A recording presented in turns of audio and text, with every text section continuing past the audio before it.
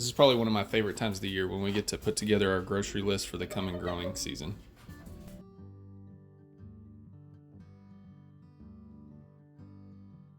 What kind of vegetables do you want to grow in the garden? I'm gonna grow a potato. Apples. What else?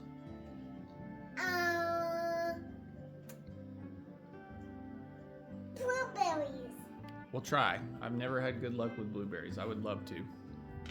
All right, I'm making our grocery list of everything that we want to grow, beginning with the plants that need to be started indoors, all the way down to the seeds that need to be direct sown. It's a good idea to add start dates as well. It was a really sunny 50 degrees, so we decided to do this outside.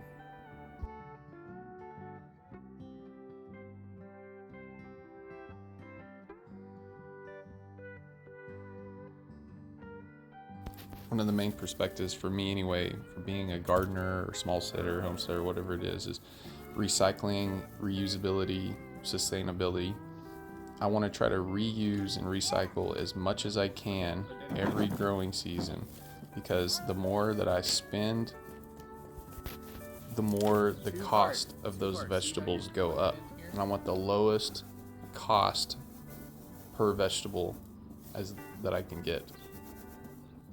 Unless you're purely doing this for gratification, buying all your starts from the big box stores and bags of soil and compost every growing season, that meme that says I spent 12 weeks, $50 to get 3 tomatoes and saved $3 makes a lot more sense.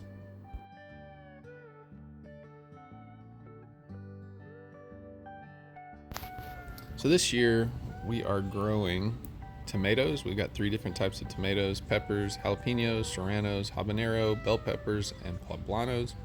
Some eggplants, cabbage, got herbs in there, basil, dill, cilantro. I'm actually going to do some cilantro in the raised beds as well in the hydroponics, and sage. Let's see. We're also doing zucchini and squash, just yellow crookneck squash, and just pickling cucumbers. We're growing more zucchini than we are squash.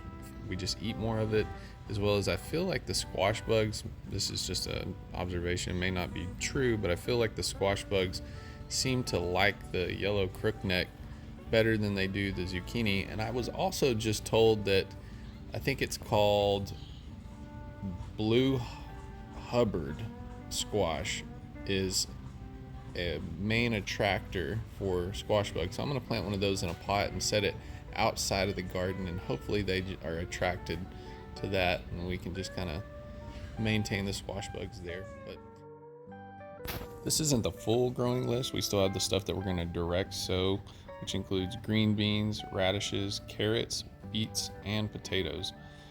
The radishes and carrots are already planted in the garden, and then late spring and summer we're going to add the corn and okra, and then late summer, if not early fall, we plant pumpkins. We've only done 1 pumpkin patch and it did really good. We tried it last year, we just didn't tend to it as much, but it didn't do as good. Other than that, we've got the flowers that Candace is getting ready that will act as pollinators, but also just add beauty to your garden. I really enjoy the flowers. Forgot to plant our flowers. Candace is our resident flower nerd. Bee balm. I really wanted to get some of that going last year and it just didn't work out. Bee balm, snapdragons, coneflower, which is echinacea. I really wanted that, and none of it came. If it did, it was too late and it was already too warm here.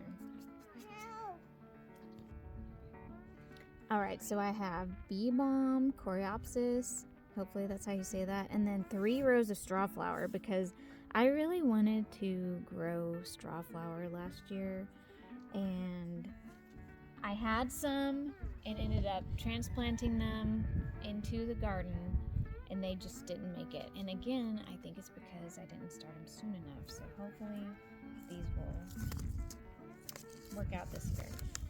And then another one that I was excited about last year that I didn't find these seeds until probably May was calendula. I think that's how you say that. And I only have 4 seeds, sadly.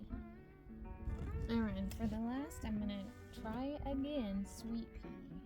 Now, last year I did get these to grow, but once I transplanted them,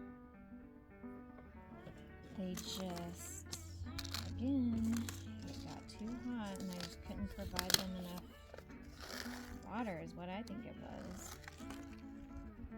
We shall see.